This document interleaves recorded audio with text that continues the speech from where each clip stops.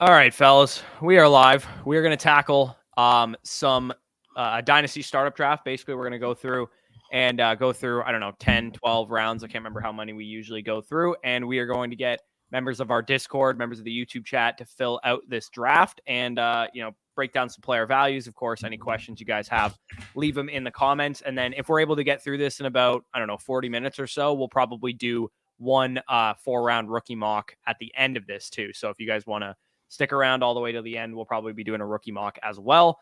We needed some content today for the Monday. I know it's a holiday in Canada. It's Family Day today. This is the day that's like earmarked to spend with your families. I'm doing something later today for that, but I don't know if the U.S. actually has a holiday today, so we might have some people at work for the most part all day today. So draft is filling up relatively quickly, and then we'll get right into this. Dylan, and first one in here. What's going on? What up?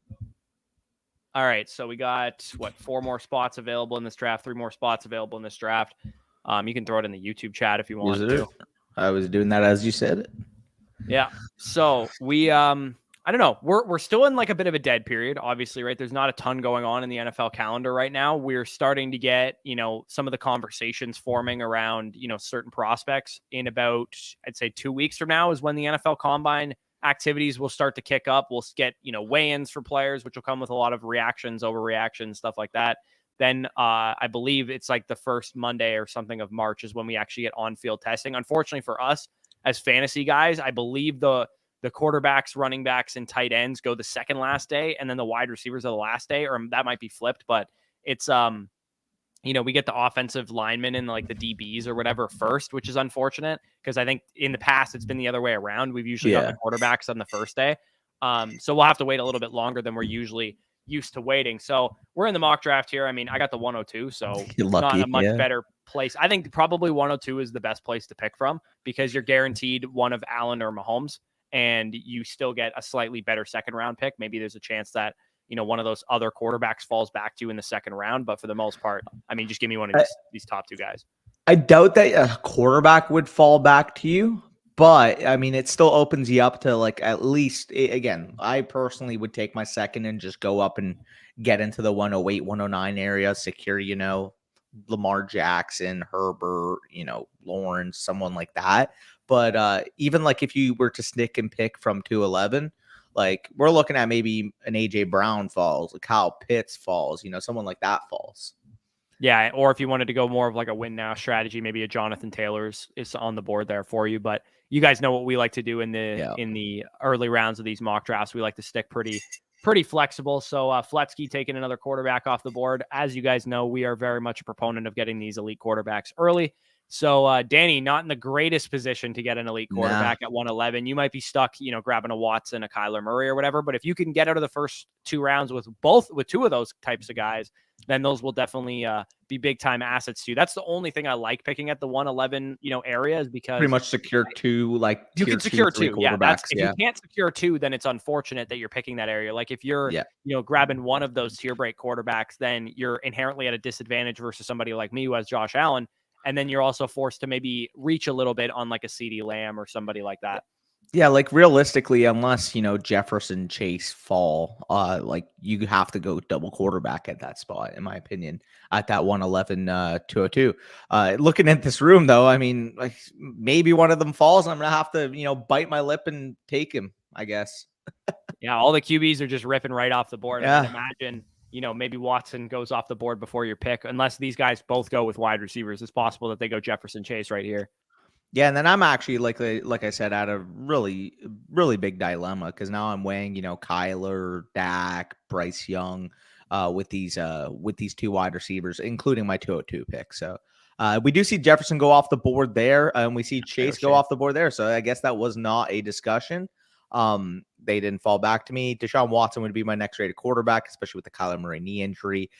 Dak Prescott, a little bit older in comparison to Deshaun. I mean, we're hoping for that bounce back season next year, especially in Cleveland. Maybe they add a guy like Josh Downs at 42. Maybe they add, another vertical threat wide receiver to complement what they got with Amari Cooper and David Njoku. And suddenly that's a very functionable offense. Yeah, and there goes two more quarterbacks with Bryce Young Another and one. Kyler Murray there. You're going to grab what I guess you believe to be the tier break. I actually think Bryce Young is slightly a tier break for me over Dak Prescott, just because Dak Really? Yeah. Prescott's a little up there in age. He kind of does Fair. maybe force you a little bit more to lean towards a competitive window, because suddenly now Danny has, a 27-year-old and a 30-year-old quarterback versus, the guy like Dunny has, 25-year-old, 26-year-old quarterback and a 22-year-old quarterback. So at least it keeps you a little bit more in that competitive window. But I mean, we know that quarterbacks, even Dak Prescott at age 30, should have another 5+ years left of relevance. And we see Bijan go off the board. Tua Tagovailoa, Yep. again, I think once Prescott, Young, Murray, Watson are off the board, Not touching a I would quarterback. probably throw a lot of position players in there before I grab another quarterback. A lot of wide Kyle receivers, Pitts, like Bijan, Kyle Pitts, Lamb. Lamb. And I actually would. It's close, man. Between Tua and CJ Stroud as probably my next two rated quarterbacks, it would be pretty close between those two guys. But see, the thing is take Tua. I personally think I would take Tua because we've already seen, the high end upside. He plays in a good offense surrounded by a lot of talented players. If you can stomach the, the injury concern with Tua Tagovailoa, I think you should clearly you favor him over CJ Stroud, because it's not like Tua's old, right? He's still under 25 years old, and he has all these great players around him. If you knew that 100% he's not going to be any kind of concern whatsoever from an injury perspective, I think it'd be pretty clear that he might even have a case to go over a guy like Dak Prescott, just given the age that he has. Yeah, I do think that the concussions are an issue. I do think that to a certain degree that realistically, if he doesn't go out and ball again next year, what's stopping Miami from being in the market? I understand, the upside there. He was performing very well. He's still young, but I just feel like that type of risk he presents, including CJ Stroud, any of the quarterbacks after Dak Prescott, the risk that they present, I don't feel comfortable taking in the second round. But if they were to fall to me, mid to late third round, at that point, I'd be feeling fine. But that kind of reiterates my point earlier, on a past live stream, where if I can and I can control anything that I want here, I want to make sure that my second round pick, especially if I'm in your position, flex position, like in this area, that 211 plus, a sixth rounder to go up and make sure I get, Deshaun Watson. Like, I'm doing that every day of the week. If I have to lose, one wide receiver 2 for depth to make sure that I get another elite quarterback when I already have one, I can get 2 elite quarterbacks and just worry about everything else after. It just eases your mind so much. Yeah, I mean, it's the equivalent of trading like the quarterback that you would get at this area, Trey Lance, a guy who's very risky, a guy who has a lot of volatility. Lance and Devontae Smith. Plus, Brandon Ayuk to go up and get Deshaun Watson, or, somebody in that area, Jerry Jeudy, something like that. So I'm on the board here again. Quarterback position, to me, there's too big of a fall off. There's too many position players that I would take before a Trey Lance or a Will Levis or Anthony Richardson or somebody like that. I think Tyreek Hill's probably a pretty big value here, just given, where he usually goes off the board. I think I'm going to grab a young wide receiver, though, rather than a guy like Tyreek Hill. I'm not ready to pull the trigger quite yet on a Jonathan Taylor or somebody like that. Kyle Pitts actually went off the board already. I'm going to go with a guy who's just been extremely, extremely productive and is still young. So I'll take Amon-Ra here at the 211. Yeah, no, I like that pick a lot. I'll go through a couple of these YouTube comments, by the way. But talking about Amon-Ra St. Brown real quick, I mean, yeah, like out of the rest of the receivers, you could maybe argue, T. Higgins. Throw them in a hat, honestly. Higgins, Amon-Ra, Garrett Wilson, those guys, like there's no real distinction between those two guys. But for me, I know that Amon-Ra's young. To me, the draft capital doesn't hold as much weight anymore now that we've seen two productive seasons out of the guy. So even though, Garrett Wilson was a top, 10 pick or whatever versus Amon-Ra St. Brown, I'll still take the high end production that Amon-Ra can give me, especially knowing that I do have Josh Allen and I have Amon-Ra now. I could transition this into more of a competitive window type of team if I wanted to after maybe 3-4 rounds of the draft. If everybody's going young, I can transition this, grab a running back at a value or something like that. Yep. Grimley says, I think that top 10 is set for all the 2023 season and also a tier above the rest of the first round. I would disagree. I think that Mahomes and Allen are kind of their own sub tier. And then it goes probably what do you want to, I think Burrow, Herbert, and Lawrence and Jackson are probably Hurts here for me. Yeah. I think those guys are slightly outside of that group. Personally for me, I know, I'm biased obviously, but for me, after Dak, like as much as I like Bijan, it's just kind of tough to pull the trigger there. But I would actually say after Bijan is where it gets really, really tricky, right? Because you got all the top quarterback equity pretty much off the board. And then you're starting to get into the skill talent. And while these guys are all tier 1, I'll let you make your pick in a second too. Although they're all like tier 1, tier 2, skill player assets, getting that quarterback advantage is just so nice.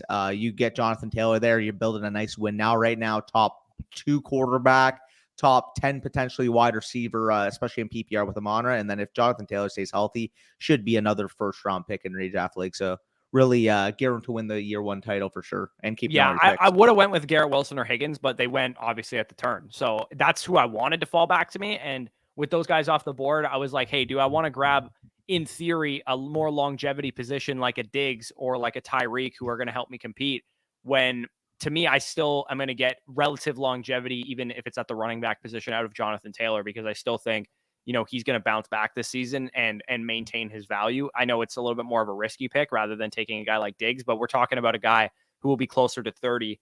I think it's harder to move a guy who's closer to 30, even if he's productive like Stephon Diggs, and obviously that would have given me the stack as well, than it is to move a guy who's like a 25-year-old running back coming off of a top 3 season like Jonathan Taylor could be this time next year. Yeah, they're definitely fair there. What's up, gang? What's up, Daniel? What's up? Interesting that in all these mock rookie drafts, Bijan goes at the 101, but Bryce oftentimes goes ahead of Bijan in startup mocks. The reason why that happens, and I'm sure you're going to agree with this basically wholeheartedly, when you're in a startup, you know exactly what you're working with, or you don't know exactly what you're working with at quarterback.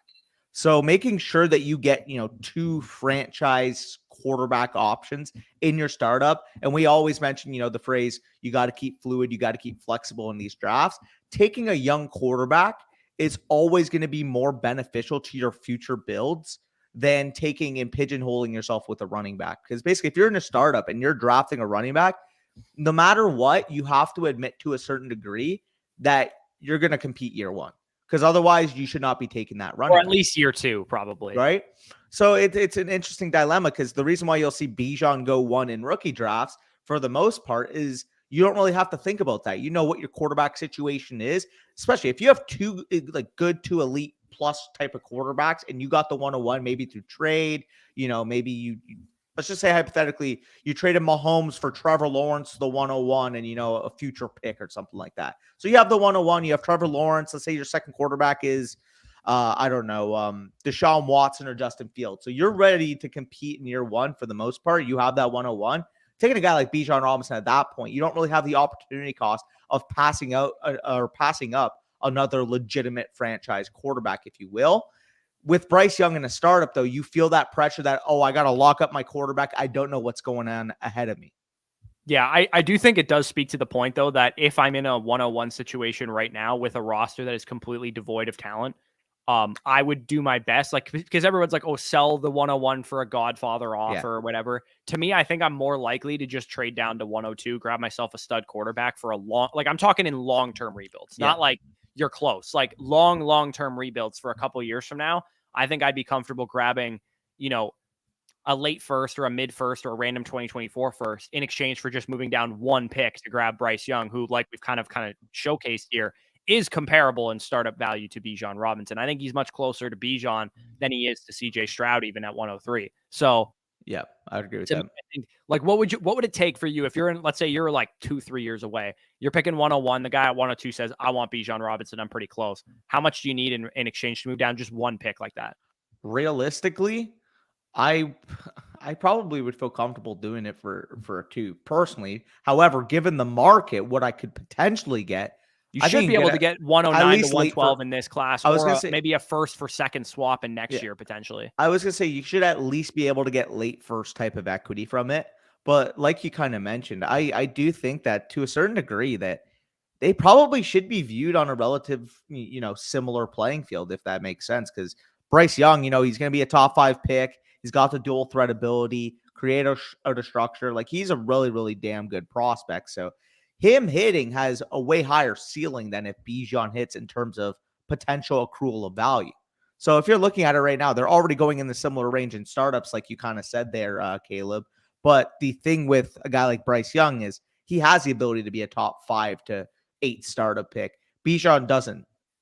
I mean, He probably does. I still think Bijan could be a top 8 startup pick, even in superflex formats, if he's just a monster Saquon Barkley caliber rookie season. I think I'd actually be more likely because people will hold on to picks and get nervous in some league formats. So if somebody was at 102 and they were like, hey, I'll give you basically Bryce Young and like a very young receiver, like the guy that you just took, maybe not quite to that level of prospect Drake London, maybe you have to send a 2 back their way. Like if you're like, oh, I'll give you the 205 and Bijan Robinson for Drake London and Bryce Young, essentially the 102. Yes, heartbeat. Like you could probably pull that off in some leagues. People don't think as highly of Drake London as we do. And if you're in a long-term rebuild where you're not competing anytime soon, a barely 21-year-old wide receiver is definitely going to help you.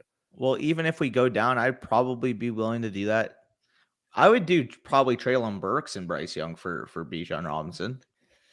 Yeah, I mean, I think you're inherently taking on more risk if you do that versus just, straight up getting a random 2024 first for like for sure, but swap or something. But I'm if just it's saying not possible, they don't have a lot of draft capital or something. It's definitely something that you could entertain.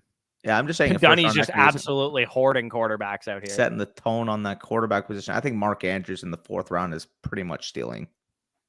Yeah, no, I think he needs to be off the board in like probably the early to mid portion of the 3rd round at the very latest. I agree with that.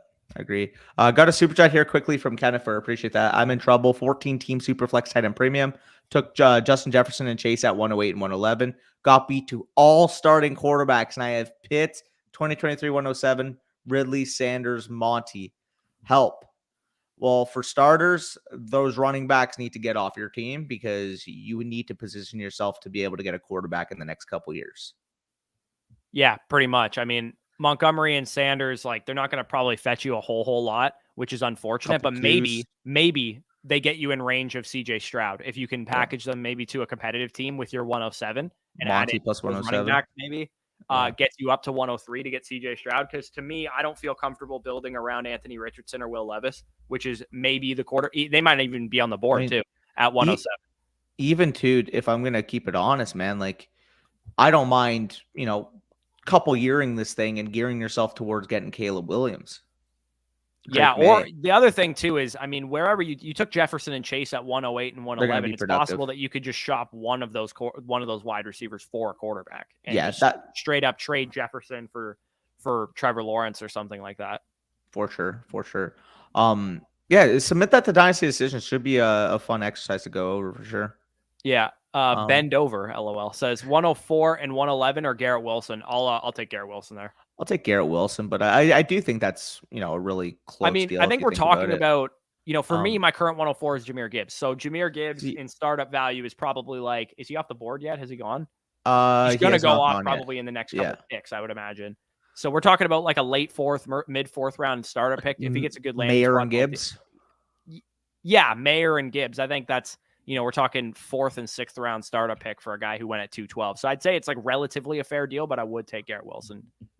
Yeah, that's fair. I do think though, if somebody's willing to offer you Garrett Wilson for that rate now, they probably are going to be open to it for a while. So my advice would be keep the 104 and 111 right now. See what type of leverage you can get for that once the NFL draft comes, because people might, Anthony Richardson goes top 10 and you might be able to flip Anthony Richardson straight up for Garrett Wilson, or maybe that 111 becomes, the 208 because somebody, Jets take Anthony Richardson 13th. Carolina takes Anthony Richardson, 9th. Falcons take him 8th. If he lands in that type of spot, there's a lot of appreciable value for that 104. And I do think that you might even be able to get a cheaper price by the time that NFL draft kind of, surfaces, if you will. Yeah, I actually want to kind of direct your attention to what my position is at on the board right now, because as you guys kind of see, I have Josh Allen. I'm building out a relatively competitive team, if not right away, at least like, 2nd year of this team. Most people in my position would probably grab Daniel Jones with their next pick or a quarterback, right? Because you need a second quarterback in a competitive window.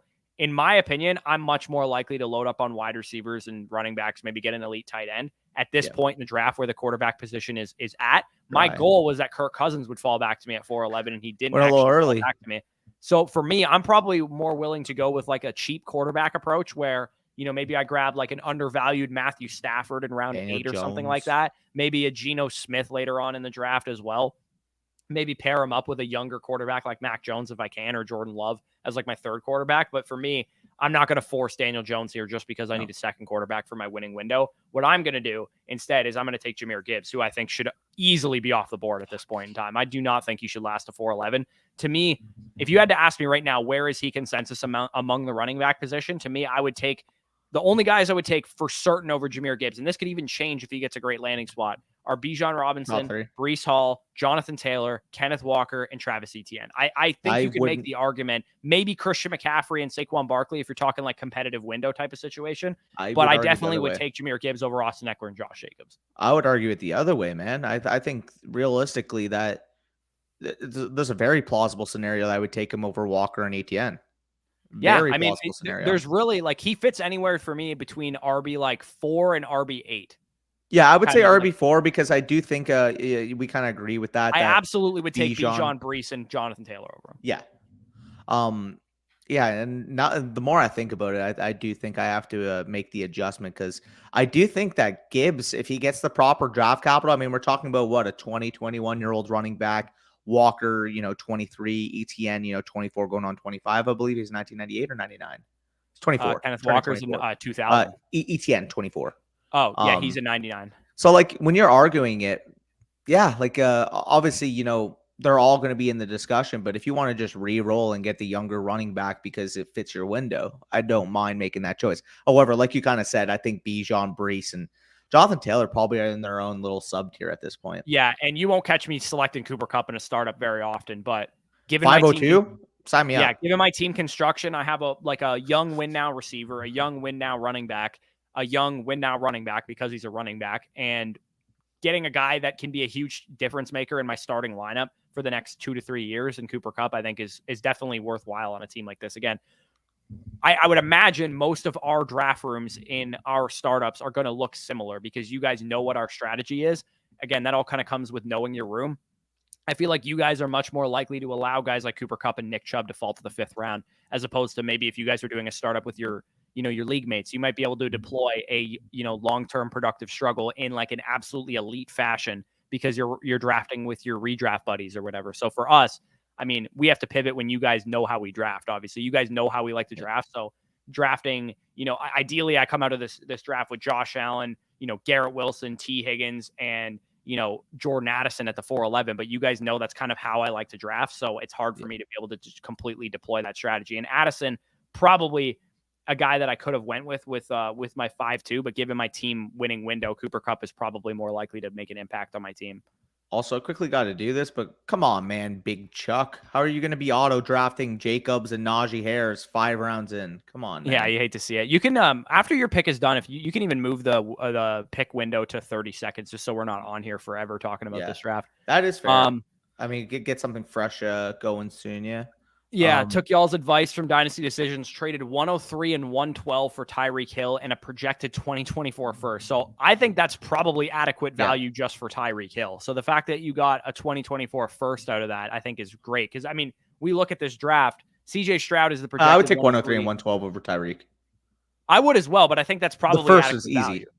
Yeah. I would disagree. I think Stroud goes ahead of Tyreek in most startups. He does. He did. He went 2.6 in this draft, and Tyreek went at 3.4. But I do think it's like in your standard non-hour startup leagues, I think there's a good chance that Tyreek Hill is a second-round pick consensus-wise. I don't know. I agree with you. I think I would probably, if I had Tyreek Hill, I would take 103 and 112 for him. But the fact that you got a 2024 first, obviously makes this conversation moot because you're easily taking a random first over 112. Oh, I'm on the board right now, and just not the type of board I wanted to see. Yeah, JA would have been good for your team for sure. Yeah, I would have loved that. Jason's gone as well. I will probably go with or Burks. Yeah, Burks. I would go with Burks over QJ personally. Yeah, I think I would too. You just auto picked. Oh, did I? Yeah, you could quickly adjust that if you want. Okay, yeah, fuck that. I'll just take Christian Watson. Who cares? Yeah, we're just going to cheat here, and I would turn auto pick off there for you. How the fuck do I? Go to your settings there, like in the little dots. Yeah. Go to, or no. Is that how you do it? No. You need to pull the board up. There, I got it. Okay, there you go. Would you guys rather have Amon-Ra and Devin Singletary or Olave in the 205? I mean, Devin Singletary's not really moving the needle at all. I think there's enough of a difference though between Amon-Ra and Olave that I think I would still rather have Amon-Ra and Singletary. Dunny, we're not falling for your wannabe monopoly you're trying to set up here, buddy. Dunny's just trolling out here. I'm fucking with him. I'll go Traylon here. Yeah, I would. I mean, again, we're in a mock draft, so it's fair. I probably would not deploy that strategy in a real draft because if you're getting, especially if you're getting value on quarterbacks where you think they should be going, you probably aren't going to get the trade value that you're looking for in that case because people are letting them fall. That just indicates that your league market is a little lower on the quarterback position as a whole than where you value it. So I will say though, good quarterbacks on your team, but I think loading up on quarterbacks is probably not the best policy. Maybe one quarterback here and there, but not like 2 or 3 extra. I will say though, quickly adding to that, if you have no other options and you don't know what to do with your pick and you can't trade down and you notice that there's quarterback value on the board, sometimes just fucking taking it and storing that away, especially if you're not competing, it's not a bad idea at all. We do have I've mentioned it to you, Corey, offhand, but I have a startup with Flet that we did last year, and I want to say we got it was only a 10-man league superflex. Keep this in mind, but I want to say we got Daniel Jones in like the 15th round or something like that, just because nobody was touching quarterbacks.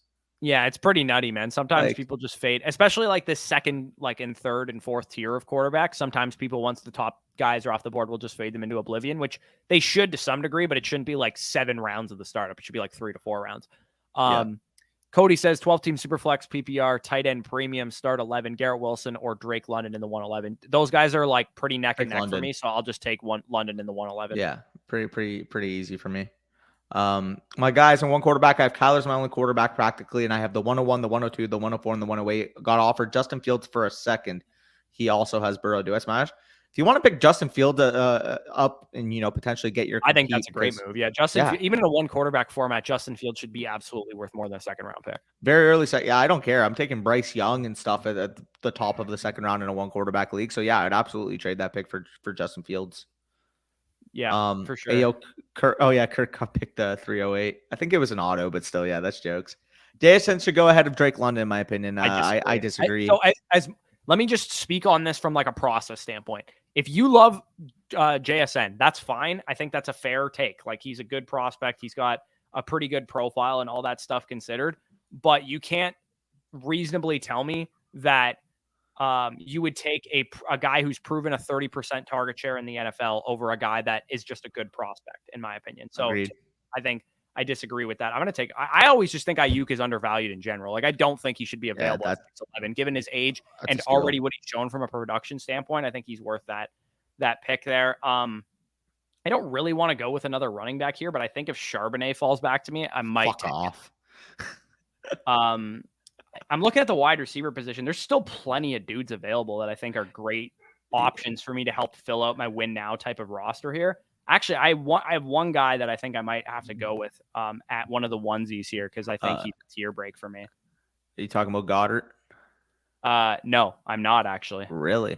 I'm talking about a stack with one of my wide receivers. Jared? Yeah. Grab Jared Goff there as my second quarterback. I think I'll probably grab like a better quarterback 3 as a result, whether it's like a Geno Smith or Mac Jones or Matthew Stafford or something like that. But to me, I think Goff, from like a pure production standpoint this year, I'm going to get a lot out of him with Amon-Ra and J-Mo and the guys that he has to work with. I think if you're going for a cheap win now quarterback, Jared Goff is almost the pillar of like the prime win now quarterback.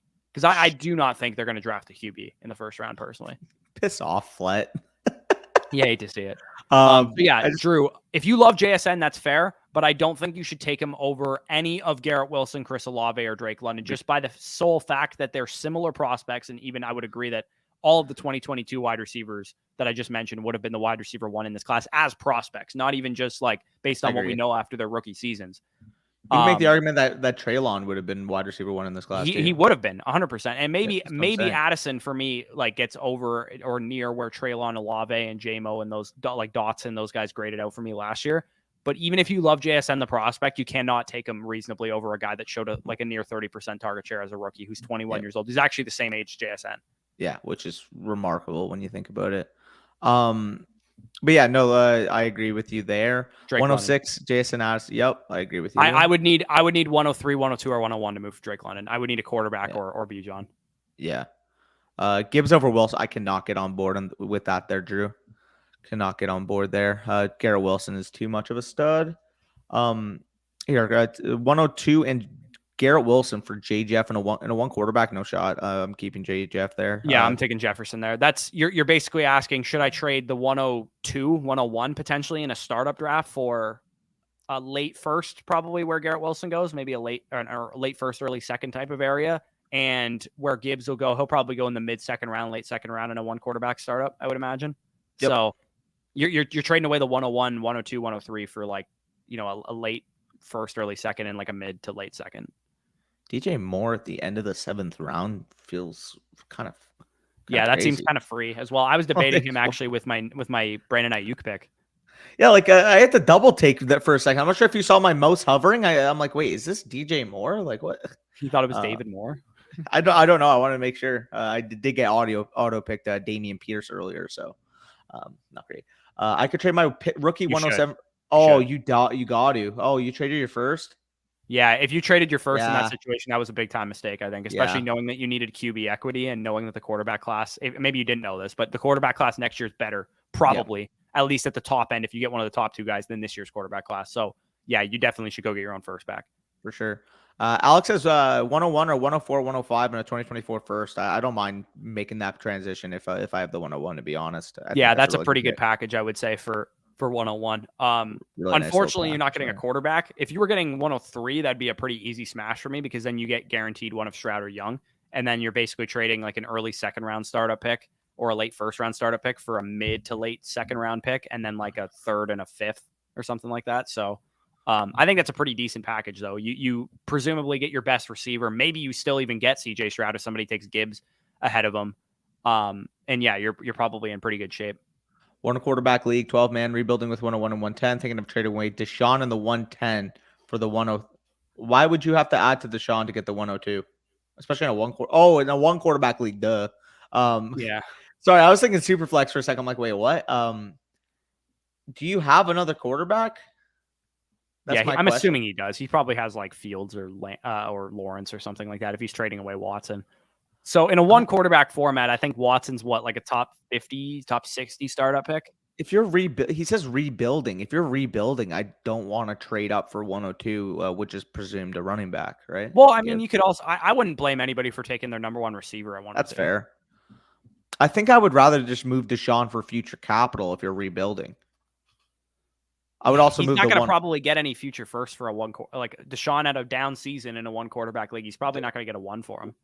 I mean, that's fair. Maybe you can go to I'm fine with that trade. I think I'm cool with that.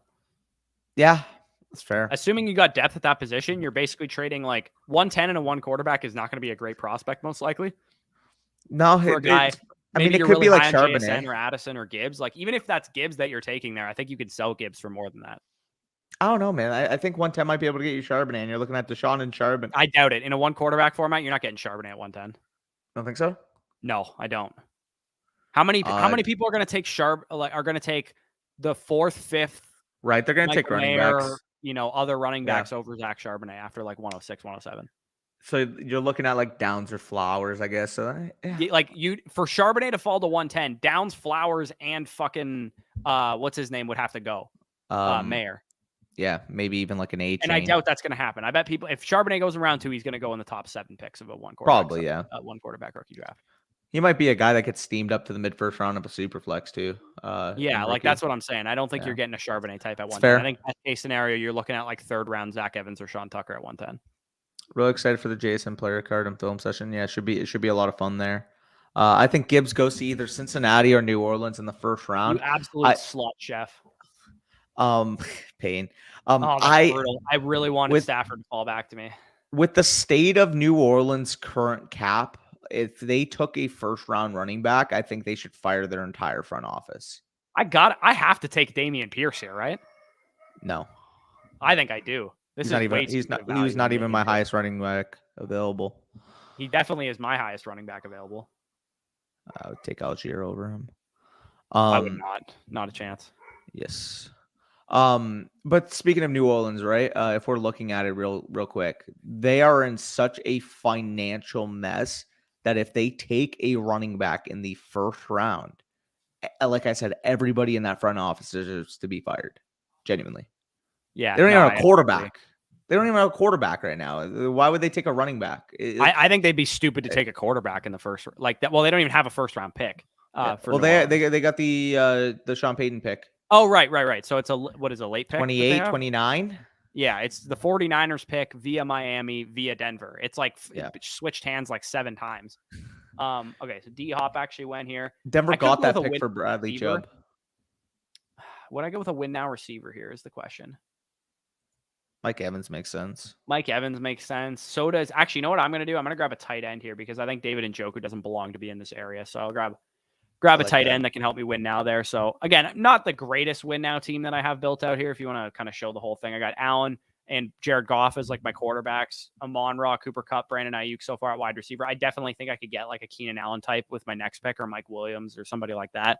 To go along with those guys. I went a little heavier on running back than I'd like to. I think Pierce was a great value there. I don't love Dameon Pierce in startup drafts, but if you're telling me like Dalvin Cook went a round and a half ahead of him, and we don't compare to other running backs. Well, even Cam Akers, I would much rather have Dameon Pierce easily over Cam Akers and Rachaad White. I would rather neither of them. Again, yeah, I would rather neither of them too, but we're comparing Dameon Pierce to old win now wide receivers that are going to give me comparable like point per game production to Dameon Pierce. Like, I wouldn't prefer Pierce to even AJ Dillon, knowing that it's going to be a committee, to be honest. I'll take Pierce versus AJ Dillon as like a straight up bet if you want right now. In point, I think they're going to add a running back to the Texans backfield, but I think 100%. It's going to be like Kenny McIntosh and Devon A-Chain. I don't think so. I don't like A-Chain's going to go higher than I think they're willing to spend a pick on a running back. I think they could spend a third. I think it's a day 3 pick that gets added to that backfield, and that's it. Just for the funsies, I already have a bunch of wide receivers. I could go with another quarterback, but nothing's here. Just because we had that discussion, I'll just take Algier here. Sure, go ahead. Just traded Jerry Jeudy for I traded the 111, for Stud. Jerry Jeudy and a one quarterback. That's a W for sure. I'll take Jerry Jeudy over the 111 easily. W. 103 or Garrett Wilson. I'll take a Superflex 103. I'll take over Garrett Wilson. Also 103 or Amon-Ra. I'm taking That's the 103. Closer, but I'll still take the 103, I think. Yeah, agreed. Men project. Yeah. No, I saw that in the trade. That's a fantastic trade. The fact that you also got a projected early person that. Oh, the other thing Pionio said here too is, should I wait until after the draft? Maybe that 103 might be more valuable though. Is the only thing, man. Like nothing's really going to change at the quarterback position. Like Stroud's not going to go really up in value, I'd imagine. Maybe it goes up a little bit just because people are maybe see him throw at his pro day or something like that. But for the most part, I don't think the 103 is going to get any more valuable than it is now. Everybody knows that Stroud's going high in the NFL draft. Yeah, no, I agree. It might just be the rookie picks in general get more valuable because the rookie season is upon us. No Daniel Jones yet. Just traded Rachaad White in 212 for DJ, where I have Deshaun in the 101, but really didn't want to move off Bijan. Yeah, no, I don't mind making that move for DJ. Trading Rachaad White in the 212. That's a steal. Yeah, it's an absolute steal. I think DJ probably should have went off the board. You could have definitely made the argument that I should have taken him over Cooper Kupp for sure. Well, I would argue that DJ probably deserves to be like probably in the round 3-4 range. Like if Levis, I'm not taking him that high. If he's but I'm saying like end of the 4th round type of area, like I would have taken. Definitely, I'm still taking Gibbs over Daniel Jones, but I think you could have made the argument I should have taken him over Cooper Kupp. No, but I do think that like realistically, if somebody argued like I would prefer Daniel Jones to Levis and Richardson, I don't think that's off base. Obviously, I would prefer them to Kirk Cousins here, but I'm just saying like if we're talking about Daniel Jones with these quarterbacks going here, that's probably around where his relative value is. Again, like if he falls to the end of the 4th, 5th round area, you're getting some value there. But realistically, what is the difference between, Will Levis and Daniel Jones is what I'm saying. There probably isn't a difference, to be honest. I actually think Levis and Richardson went a little high. That's fair. We have a super chat if you want to go down to that in a second. I have a guy offering. Go ahead with that one first. 14-team Superflex startup. Quarterbacks have such positional scarcity. Is it a good strategy to get one stud quarterback, get stud wide receivers, and sell one for a 2024 first? Quarterbacks are so risky. If you miss in a 14-teamer, its effect is heavy or no. I agree. The more teams, the more I'm willing to go trade up. If somebody's willing to trade down with me, trade up and get 2 elite quarterbacks. Because realistically, and a 14-teamer, I'm assuming starting lineups aren't going to be as big as if it was a 10 to 12-teamer right off the bat. You're probably dealing with one less flex. Maybe you're dealing, 2 wide receiver, 2 flex type of setup. If that's the case, I am going out all in to get 2 elite quarterbacks. Even if you have to get 2, even if Stroud, Young, Tua, Dak is like the second quarterback that you get, I still think it's worthwhile to trade up in the second round. I agree.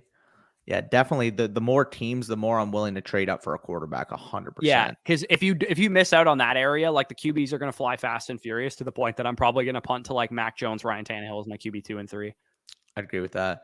Have a guy offering me Elijah Moore and Terrace Marshall for Calvin Ridley. Don't have a lot of wide receiver depth and really only have McLaurin other than Ridley. Is that enough to move off Selling of for depth at this time of the year is probably not a smart decision. I would probably hold Ridley. You're not setting your lineup, so don't worry about depth. And I will tell you right now, especially with guys like Moore and Terrace Marshall, a lot could happen to those guys before the season starts, as far as like where their position is on their team. Yeah. Yes, sir, Dave. Let's go. Big football. Hawks shouldn't go over most of round 5. There's zero chance I would take TJ Hawkinson over Deebo Samuel, Jerry Jeudy, Jordan Addison, Christian Watson. Zero chance. I would say the 2 of the 4 running backs for sure, or 5 running backs for sure, with Najee and Chubb. I definitely would take Hawkinson. Swift and Williams, I would take over Hawkinson though. Yeah, easy. And Russ and Daniel Jones, I would take over Hawkinson as well. I would as well. Yeah. So we just disagree. Yeah, I mean, I think Hawkinson's probably a 6th to 7th round starter pick in our opinion. If you can get Ayuk for Nick Chubb, I'm getting Brandon Ayuk. Yeah, Ayuk is a much better asset than Nick Chubb in my opinion. Yep. Best prospect of all of them. Hard disagree. He was going top 5. And we're not talking. We can't compare them as prospects anymore. We have a year of data in the NFL, and I also disagree that he's a better prospect than all. I mean, I just feel like believe that we have a year of data of them in the NFL, which trumps his prospect profile. He's a good prospect, but at the end of the day, people are going to say, "Oh, well, he had all this production when Olave and Garrett Wilson were on the field." Yeah, he had all that production when Chris Olave and Garrett Wilson were on the field. He was playing the slot. They're drawing attention, and not to mention, C.J. Stroud's best strength as a quarterback is throwing over the middle. So he's going to naturally gravitate to whoever's over the middle of the field. Slot receiver generally was his slot receiver, JSN. So And I don't again, disagree that he's a great prospect. He's definitely the number 2 receiver, or maybe if you think he's better than Addison, sure. I'm not going to argue with you there. Yeah.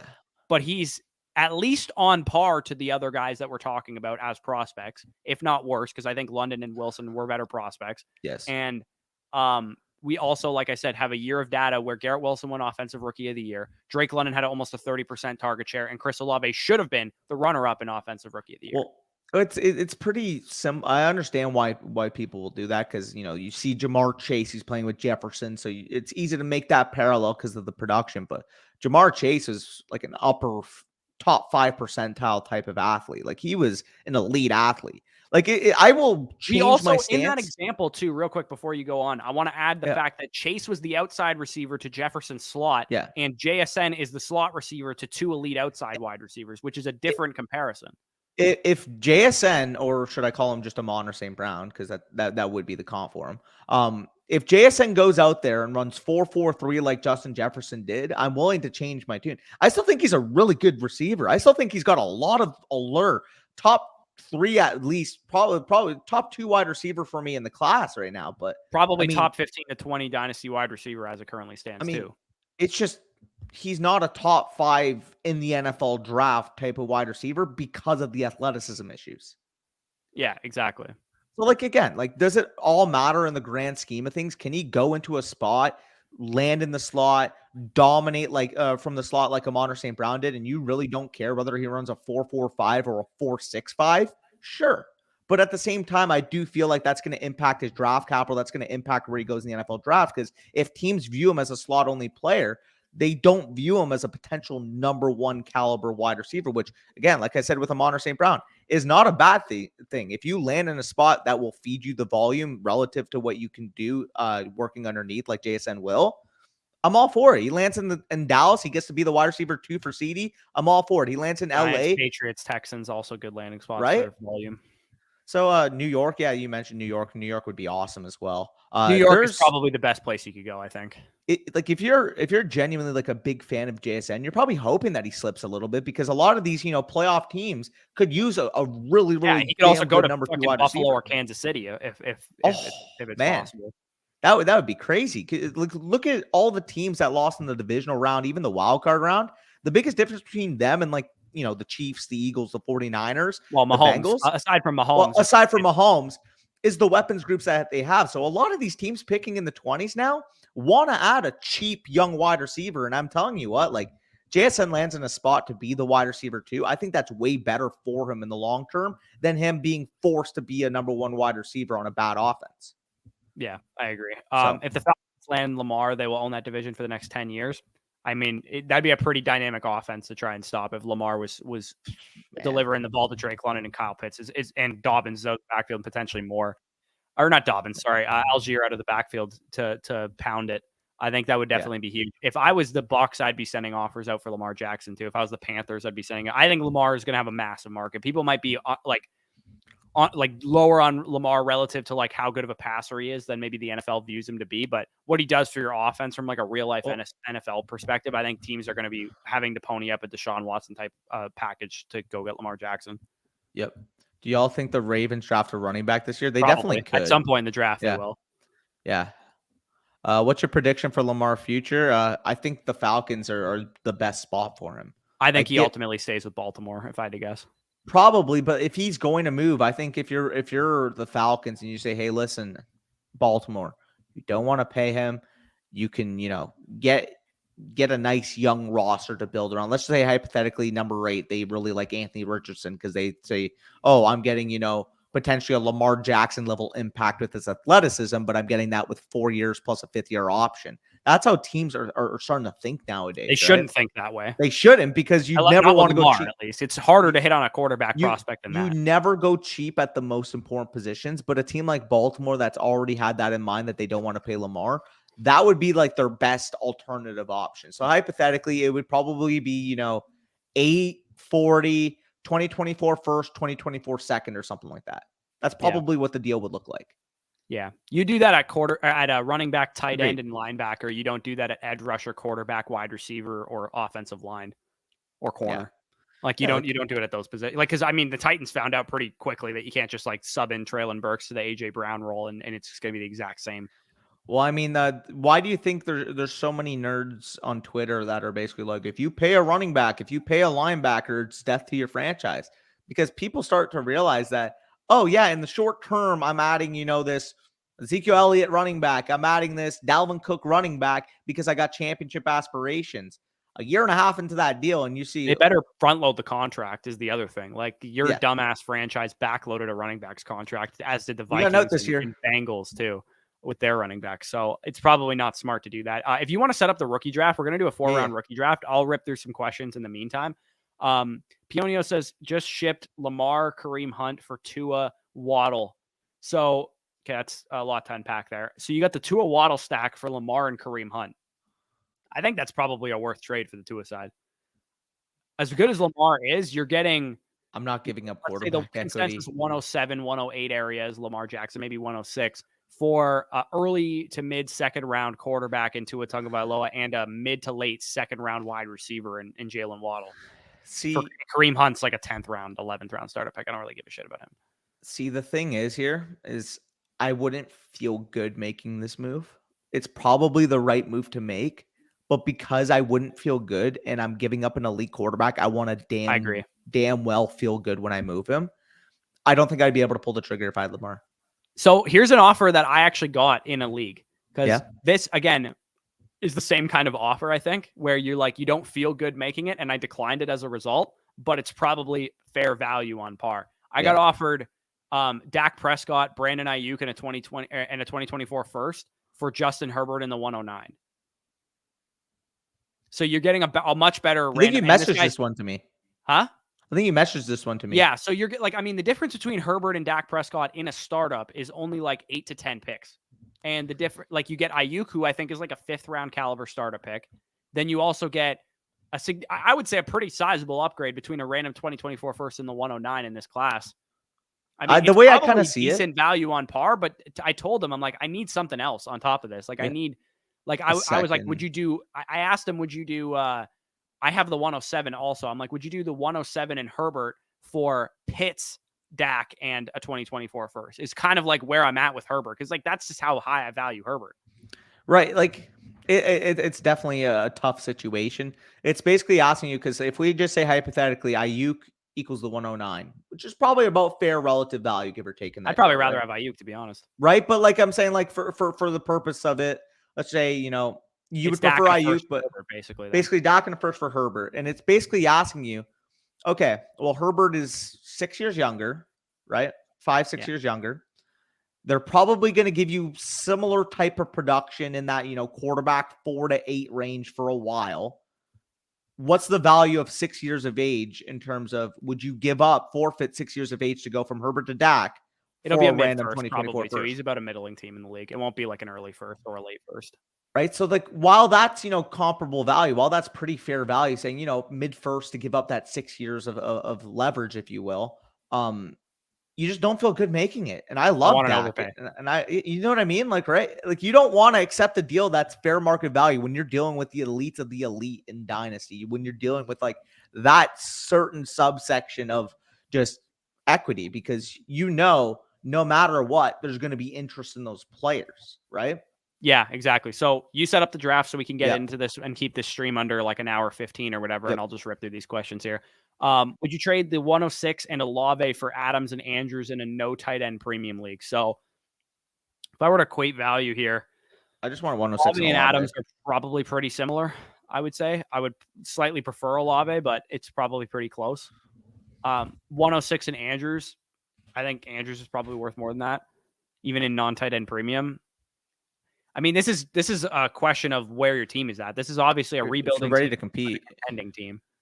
If you're ready to compete, yeah, like I don't mind making. I think that's a fair trade for both teams if you're rebuilding / contending. So I would say that's a fair trade, a win-win for both teams. Yeah, I would agree. I sent you the link, by the way. Okay, yeah. What young tight end do you like more? Musgrave, Darnell Washington, or Jelani Woods? I would definitely take the two tight ends this year over Jelani Woods. Really? Yeah, I would. Because they're going to get higher draft capital than Jelani Woods got. Yeah, I mean, what Jelani went they're early both third, going to be right? top 50 picks. I would say almost with a guarantee. Both Jelani went early third, right? Yeah, he went in the third round. I think that's a bit of a difference. I think Jelani's the better athlete than both guys. And maybe not, actually. Jelani Woods and Darnell Washington's a pretty good comp, actually. They're like the exact same player, except Darnell Washington's going to be more valuable to NFL teams. He's a better blocker. Darnell's like 25 pounds heavier now. Yeah, and Jelani was an overage prospect, and I believe Washington's a little younger too, isn't he? Washington, what, would be a 2000 probably? I'd have to look. I don't know if he's a senior or Jelani's a 98. I think Washington's an early declare. Yeah, he's 21, man. He's a lot younger. Musgrave and Jelani is a little closer. I think Washington's a better prospect than both of them, though, because he's an early declare, and he's going to be a top 50 pick. He's listed at 6'7", 270. He's also going to test as good as Jelani tested, too. If he cracks 4.5, you also see it more on film with Washington than you did with Woods. I'm going to say this pretty simply. If he somehow cracks 4.5s, that may be one of the most ludicrous things I've ever seen. Yeah, it'll be 6'7", dumb. 270. Yeah, you can join up into the draft and throw the link in the chat here while I get through here.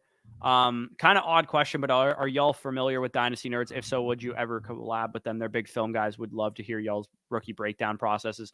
I'm familiar with some of their like analyst work, like Garrett Price and some of the guys that like do film stuff for them, but I'm not necessarily like, I don't know their process. Like I've never subscribed to Dynasty Nerds. I've never, subscribed to any of their like Patreons if they have Patreon. So I have no idea what their actual process is, but let me know like specifically whose analysis you like from Dynasty Nerds. We could definitely reach out to them or whatever, but Jerry says Judy.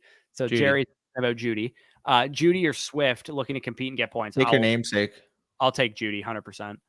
Take your namesake. Swift could work out better than Judy in that trade, but I would say the risk factor is why I would take Judy. Yeah, I don't want to. It's extremely risky, especially at this point in the offseason. I'm not inheriting the risk. I don't need to. Jordan Matthews, Crackshot, you just pointed out two of the biggest outliers. Like Devontae Adams might be the biggest outlier as far as year one production relative to what he became after his first year. We should not be. And Jordan Matthews, again, another one of these. For what it's worth, Jordan Matthews to JSN is also not a terrible comparison in this conversation. Yeah, that's facts. Oh, fuck. Pick 106. I got 104. You'd love to see that. I literally chose 106, so I didn't have to choose 106. And I got put at 106 anyways. Generally speaking, we're working on a frame of like averages, right? Like the average Garrett Wilson, Chris Olave, Drake London season equates to much better of a fantasy asset than the average JSN prospect profile. As good as his prospect profile is, you'd bet more on the prospect profile of those three guys plus their rookie season than you would on JSN's prospect profile alone, because JSN's prospect profile alone has led to, guys like Elijah Moore, for example, who've been good, NFL players so far, but have not been the hits that JSN or that Drake London and Chris Olave and Garrett Wilson have been. Shadrach says Watson matched Pittman's career wide receiver one finishes in half a season. Shouldn't be going later than him. There's a lot more uncertainty, I think, with Christian Watson's situation. You don't know exactly right now what's going on with Aaron Rodgers. You don't know what the Packers' direction is as a franchise right now. So I feel like those question marks alone validate it to a certain degree. But if you prefer Watson, I do think that's a quarterback upgrade, most likely. In 100%. You're getting Stroud or Young. Yeah. So that's already kind of. They're fucking off their rocker, in my opinion. So I feel like that's already kind of baked into the price as I take Jordan Addison. I'm going to mix it up. Levis, Richardson, Addison would all be in consideration. I'll mix it up and go Addison this time. But yeah, no, when you're talking about it realistically with Watson, yes, he showed all the flashes that we could want. I do think, though, like Bush was kind of saying, like, Pittman's going to get a quarterback upgrade. You're assuming that Watson's going to get a quarterback downgrade. So I do think that's baked into their price. But if you want to say, like, these guys are both kind of like, tier 4-ish type of wide receivers in that, wide receiver 16 to like 24 range, I won't bat an eye, man. Yeah, Watson's got a couple years of age on Pittman, too. Pittman's like 26 and Watson's 23 and a half, 24 years old. So I would say, if you want to go age-wise, too, that'll favor Watson. Yeah, wide receiver 16 and 24, that's around like tier 4-ish, I think. Yeah, it's got to be. Like, I mean, if you count the first guys as their own tier, that would definitely be tier 4-ish kind of. And then you got like the Lamb, Brown would be like the tier 2. Lamb, Brown, Waddle, Smith, fucking Higgins, Amon-Ra, those guys would all be in like tier 2 probably. Tier 3, what, like Smith, London, Metcalf, like those guys? I have London in tier 2, but yeah. Fair. But yeah, Smith, Metcalf, fucking anybody in that kind of range, all the win now guys too. Win now guys. Tyreek and those guys. Yeah, I'd agree with that. Yeah. So would love to see the Cardinals send Kyler Murray and picks for Lamar. To me, I think that's probably a neutral move. I think they're pretty similar quality of NFL starters. Rodgers was worse than Goff and Cousins this year. Love just has to be average. I'm just going to say right now, Love and Cousins or Goff and Cousins than it does to Rodgers. If anything, if Rodgers was worse than those guys this year, with how much talent that guy has, you should be more worried about how Jordan Love's going to do in that situation. If Rodgers, like you said, was doing bad. Yeah, this is a gross board right now. Like, I wouldn't be shocked if Rodgers went to the Jets and won MVP next year. Yeah.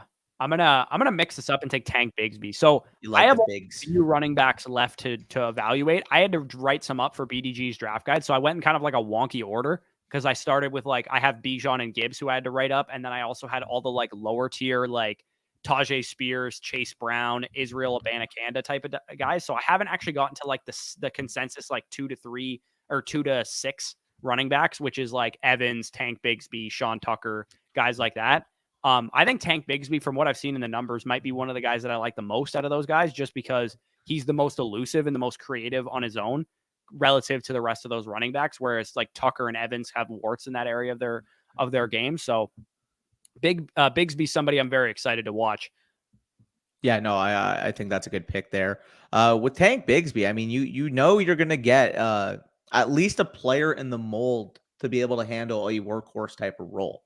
I think he will have a good ascension after the combine too, because I think he's going to test. He's going to test very well. Yeah, no, he's going to test well. The things with him and why he kind of fell from grace, because obviously everybody knew about him after his freshman year. He looked good. Heck, I knew some people were talking about Bigsby being on that same plane as Bijan in terms of that was the conversation, hype, right? that was the conversation. And I remember when he first broke onto the scene, people were pulling some of his pictures from high school where he looked like he was 32 years old. Like, yeah, he's well built to be able to handle an NFL workload. But and you kind of mentioned the things with sorry, I'll get into that for a second, Gavin. Sorry, I just saw Cowboys. Where was that? Oh, Bigsby, right?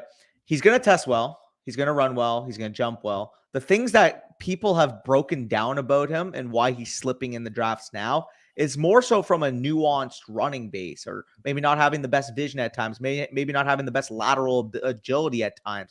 Those certain like little things that people will pick apart people's game is what happened to Tank Bigsby. Because when you see a freshman coming onto the scene, you're just saying, oh, he's productive, he's young, he's fast, I want him. But people have really broken down Tank to the point where they've kind of, convinced themselves off of him. Yeah, he's I think his trajectory of like how his draft status will develop is the way that Cam Akers is developed in 2020, where people, the Devy community, the Dynasty community knew about Cam Akers, and the NFL community didn't learn about him until after the combine. Once he tested because Cam Akers tested really well. He was insane. Like, do you remember the bag drill that Cam Akers ran? Oh, that was beautiful. Combine, how fast his feet looked in that situation. I think Bigsby's going to have a very similar skill set that way. And I think Evans is probably going to kind of be similar that way too. Yeah. Gavin, Danny, my guy, explain to me why our Cowboys would franchise a 26-year-old running back with a broken leg just to split carries and not be a goal line back, especially with this free agency and running back class. The reason why you would do that probably is you already convinced yourself that even if Bijan fell, you wouldn't be willing to take a running back in the first round. So you're probably planning on, in that scenario, maybe one franchise year Pollard, then you draft, a Roschon Johnson, an Eric Gray. You're going to get a bang. There's a ton of good pure runners in this class. And Dwayne McBride is probably the best one. If I had to say like a third, fourth round running back, like not named Bijan, that you could get in the like late rounds of the drafts just to go with Pollard, I think Dwayne McBride would make a ton of sense, as would Mo Ibrahim if you want to spend like a fifth, sixth round pick on a running back to go along with them. I even a couple that went off the board too. Abanikanda, fourth, fifth round running back that you could probably get as well. That could go well. Sean Tucker probably available in like the fourth round that you could get to go along with Tony Pollard. I'll take Mims here. I'll mix it up. And I would agree with that. So basically the plan would be you take your banger running back this year, you let them play with Pollard for a year. You're going to be cutting bait with Zeke no matter what. Let's be real.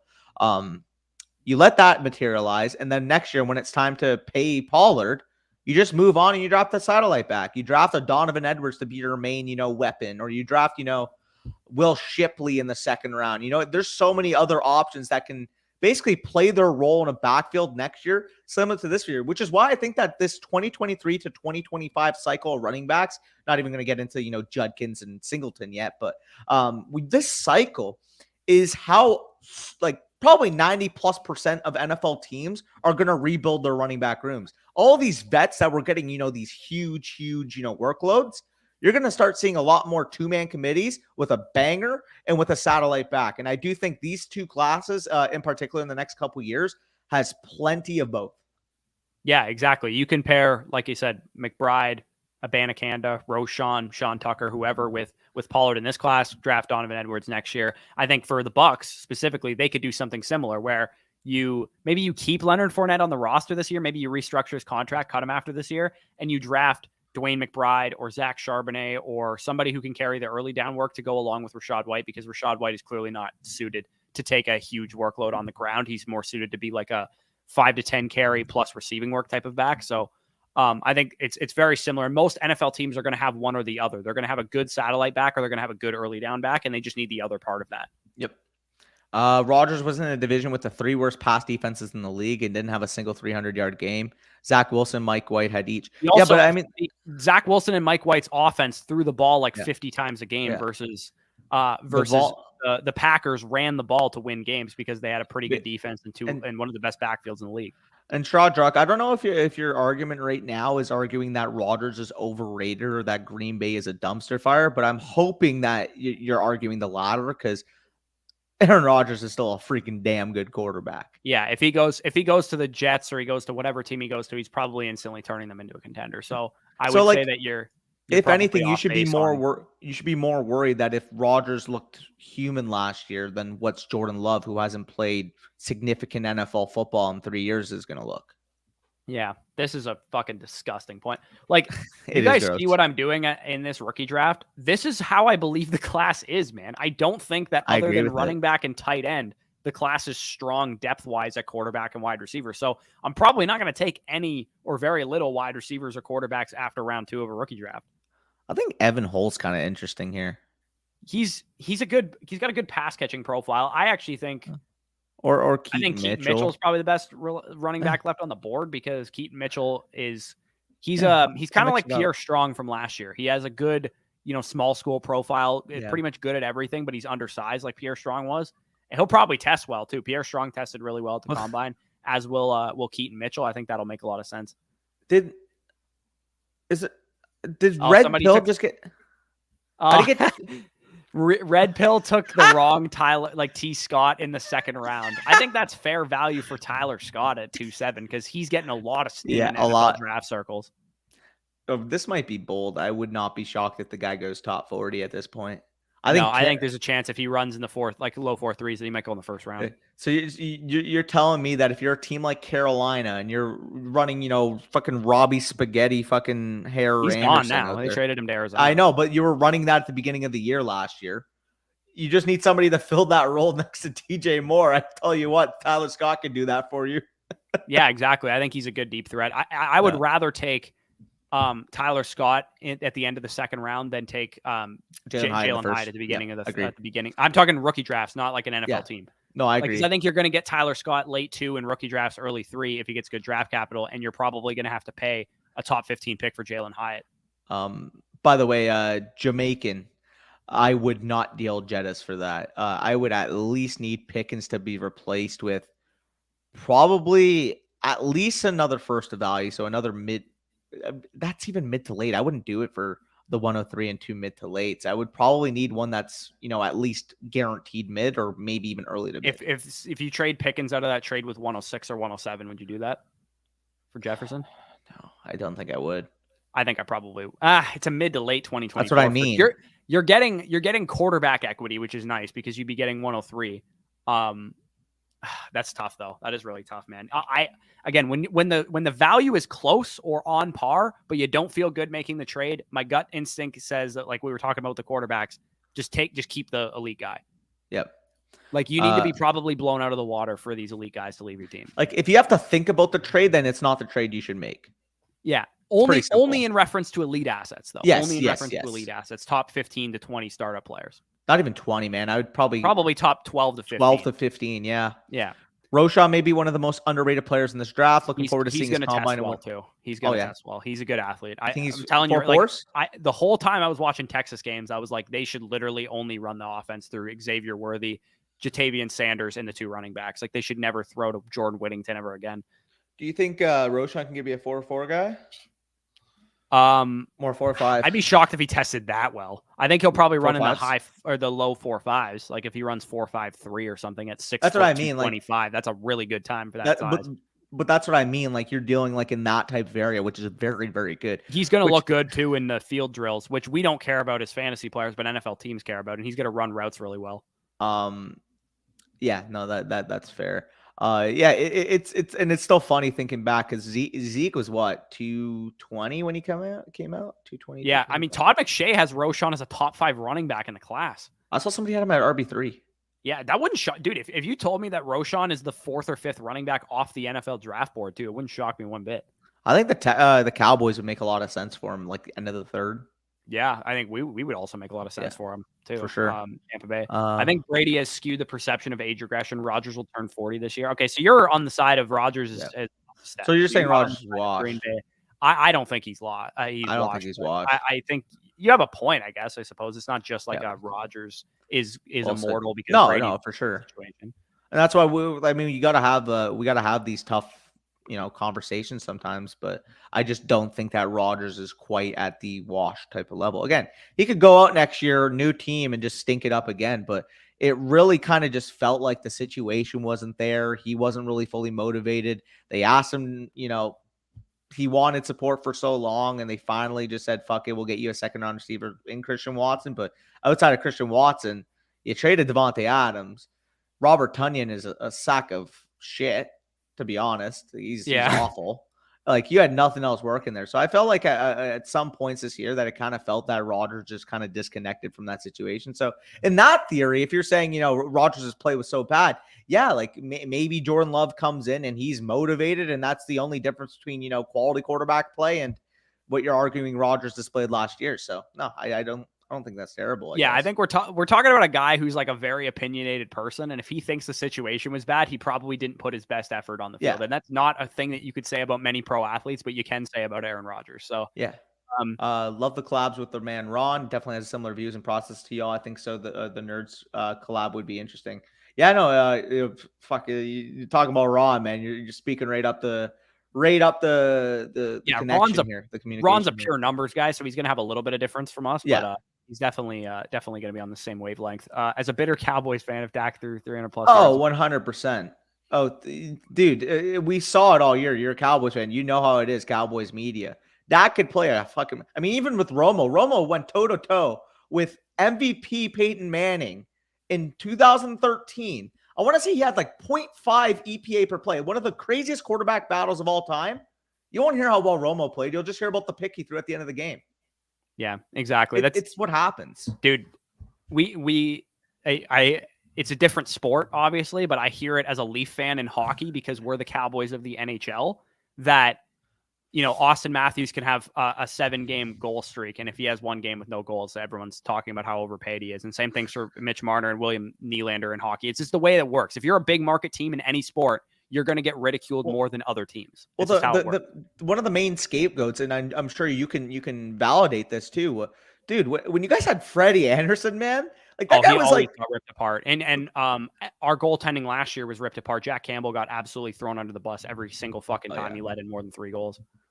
Which, by the way, I quickly want to point out, man, what happened to Jack Campbell? Because a couple of years ago, he looked like this next Vezina, you know, contending type of, you know, goaltender. He was phenomenal at the beginning of last year. I think Toronto media got to his psyche, and I'm telling you what, if you're a goalie in the NHL, your mental gets shot, like you're toast. You're toast. Yeah, you need like if we had Carey Price was also another type of victim of like the mental aspect of playing in a huge market like that. Yeah.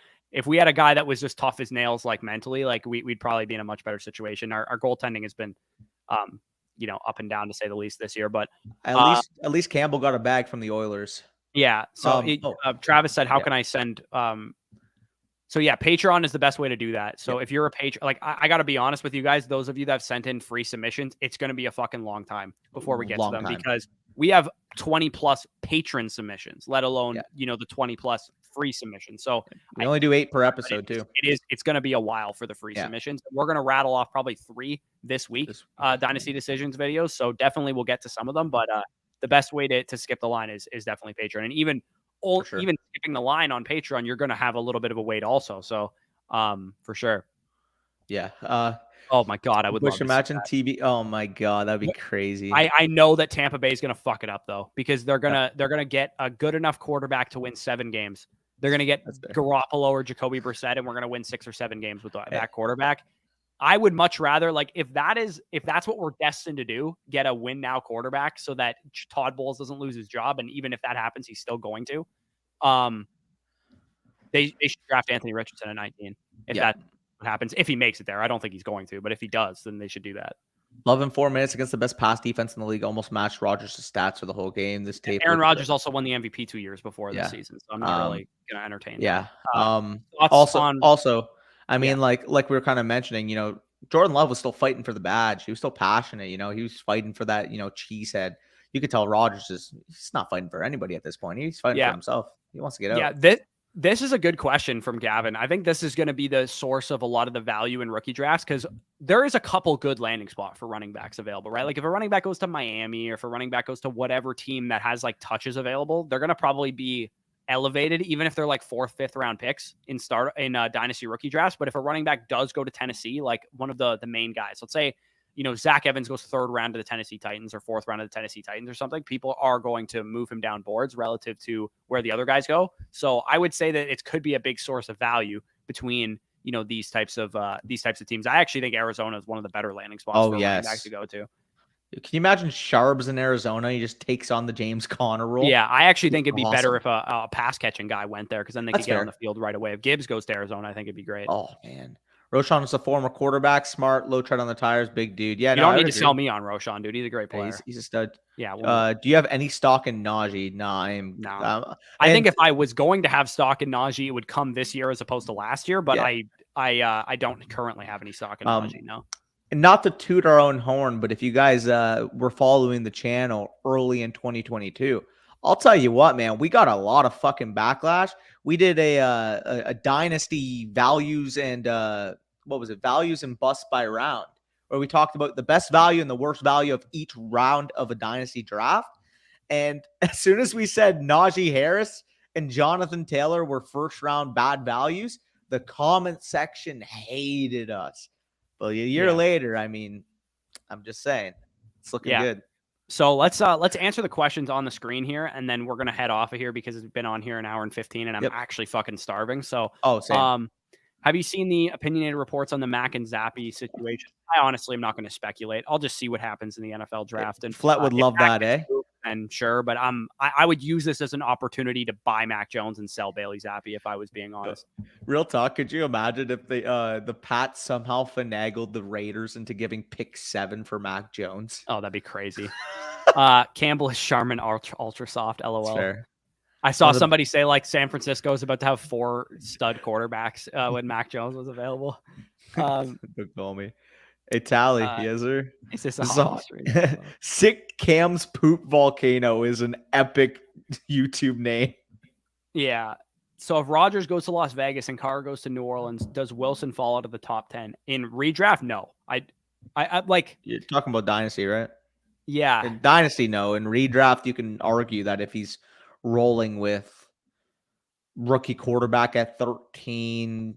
I mean, I guess like Jimmy Garoppolo could still go there. That would be your saving grace. But like, if a non-veteran quarterback lands there, like, I think top 10 might be a little rich for Garrett Wilson. Yeah, draft. I think that's probably where you're at. If you're arguing him as like a mid wide receiver 2 with upside, at that point, I'd be willing to bite in. But unless he has, a Rodgers, a Carr, even like I'm fine with Jimmy Garoppolo there. Just give me Jimmy G. He's got familiarity. He's worked with. If he's got worst case scenarios, he has like Mike White again. Yeah.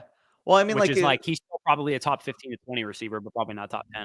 If there's one person that's going to know what's going on with Jimmy Garoppolo, it would be Robert Saleh, the fucking defensive coordinator that went off against him in practice. You know what I mean? We need a good goalie to go with Poppy. Yeah, facts. I would, if you're in a long-term rebuild, I would take the pick capital in 2025. Yeah, I agree. Mid to late though.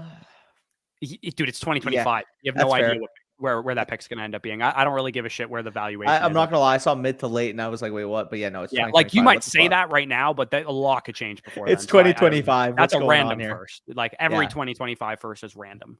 Any thoughts on buying low Russell Wilson if you're a win now window or stay away with a mid first? I wouldn't pay a mid first, but if you're looking at like the 111, the 112, and you want to convince me at that point, sure.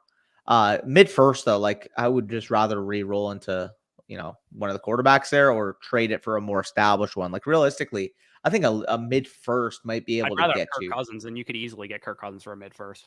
Easily, a heartbeat. What other quarterbacks would be going in the mid first area? DJ probably. DJ, I wouldn't pay quite that for DJ. Maybe you add a little piece for Tua, you add a little piece to get CJ Stroud, something like that. I would rather do that. Yeah, Sharp. Yeah, dude, trust me, you don't have to convince me on very Zach productive. I have my grade on Zach Charbonnet is 10 points lower than Jahmyr Gibbs. Like I have him that close. Like he's that good of a prospect. The only difference in where they're valued for me now and where they could be valued after the draft is that I think Gibbs will probably go a full round and a half ahead of him in the actual NFL draft. But if they're both second round picks, they're going to be close for me. Yep, probably true. I think he means Bijan 101, then Roschon 201. Yeah, definitely. Makes some sense there. Sean Tucker or Downs at 201. I would say Downs just given the fact that I know he's going to go in the top two rounds probably. But Tucker, if he went in the second round, I think I would consider him over Josh Downs for sure.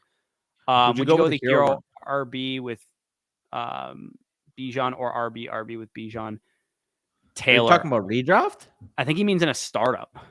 I'm not taking both of them in a startup. There's Yeah, no way I would take 2 running backs in the first 3 rounds in a startup. Yeah, I mean, the only way I would do that is if Bijan is my second round pick in like the mid-second round, and then Taylor falls to like the mid-third. Even that, I would not feel comfortable taking 2 running backs. I think Taylor should be a top 30 pick still. So if he falls to the mid-third, I think I would be hard-pressed not to pick him. If I already had Bijan, though, I would just rather trade the pick. I'm not drafting for need at that point. I'd probably draft Taylor to trade him later. But you're pigeonholing yourself. Yeah, I guess. But so.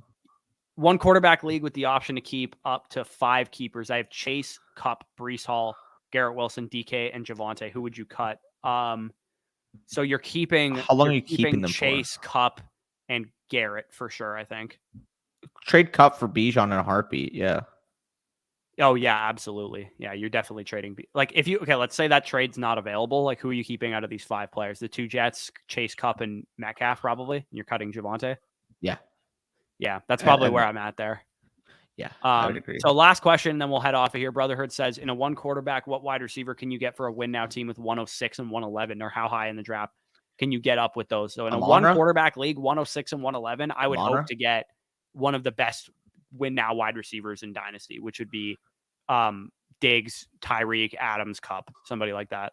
Yeah, that would be my safety net, like in case I couldn't get Amon-Ra, but Amon-Ra would be my number 1 target for sure. If you can somehow finagle Amon-Ra or somebody like that would be good too. Because I doubt, like, even if somebody's like just willing to tear it apart, I still think you'd probably need to give up more if you were going for CD, AJ Brown, someone like that. But I do feel like Amon-Ra feels to me like a player that some of the community is going to be split on. You're going to have that subsection that's going to be like, well, Jameson Williams is going to be the wide receiver 1 next year. Hey, look at the speed. I can't wait for those narratives to drive his fucking value down. I mean, fuck, we saw it last year. People are like, yo, what's going on here? Is it TJ Hawkinson, DeAndre Swift being off the field, or is Amon-Ra just being a good player? Who knows? Like, it's like, okay, exactly. If they earn targets as a rookie, they're probably good. Yeah, he says I have the 102 now. So I mean, at the 102, you're probably if it's a win now team, Gibbs would make more sense than the wide receivers. But you could still take one of the wide receivers if you value him over Gibbs. Would you trade Bijan? Yes, absolutely. I would trade the 101 for Trevor Lawrence. Heartbeat. Yeah. Y'all hot and how go eat? Yeah. Okay. So we're gonna go eat. Definitely head off of here. We should be back tomorrow, Wednesday, Thursday with Dynasty Decisions videos. So all that fun stuff. If you've submitted a team, we are going in chronological order of our patrons first and then our free questions second. We'll probably have 2 full videos, if not maybe even 3 of all patron questions the next 2 days. So if you're a patron and you submitted one, you'll probably be in there. Maybe we'll get to some free ones in the 3rd video, but no promises there. Like I said, so definitely appreciate you guys for joining us the last hour and 20 or so. Take it easy. Enjoy. If you're Canadian, enjoy your family day. I don't know if you have an actual holiday in the United States, but either way, take it easy. Take it easy.